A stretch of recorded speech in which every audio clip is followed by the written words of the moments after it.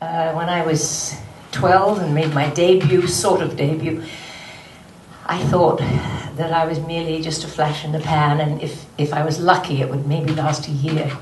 And suddenly another job came, and another job came, and it's been a phenomenal life. I'm very, very fortunate, and I know it. And I've loved it, and I love meeting people, so this is a great pleasure to be here. My mother always used to say to me, and she and my stepdad were in vaudeville, and I'll be talking about all of that, but she always used to say to me, don't you get a swollen head, young lady, because there's always somebody that can do what you do, and maybe even better, so do it well, and don't be swollen-headed about it. So I kind of remembered that. Yeah, you bet I was. I was in Los Angeles, she was in LA, and we've kept in touch, and she's just the loveliest young lady. God, to see her rocket to stardom, you know, when she did the when we both did Princess Diaries, I guess it was really, she'd worked a lot before that, but this was really the big break, and it was just wonderful to see. And she is very talented, and she sings very well, as we all know, because she won the Oscar and sang so well in Les Mis. So she's a good friend and a dear girl, and she gives me credit for so much that I don't think I deserve, but she does. Naughtiest thing I've ever done. Unprintable, I'm afraid. Naughtiest thing? You'd have to ask my family, I think. I'm known occasionally for some good old Anglo-Saxon four-letter words when things get tough. And I hope the early image, I hope that over the years, the body of work speaks for itself and sort of shows a bit more of who I am and what I am. I don't know what to tell you. What was the naughtiest thing I've ever done? God, what age? Huge, absolutely huge. But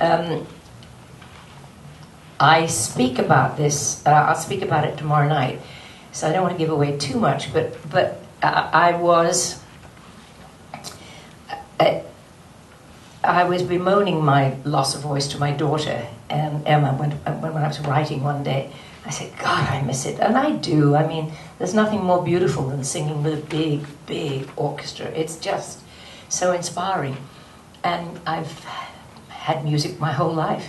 And she said, Mum, you've just found a new way of using your voice. Oh, God. Many. And all for different reasons. I mean, if I said that I love Jerome Kern or Richard Rodgers. I mean, if you're talking about in the movies, well, there's Henry Mancini's beautiful music, there's Richard Rodgers' beautiful music.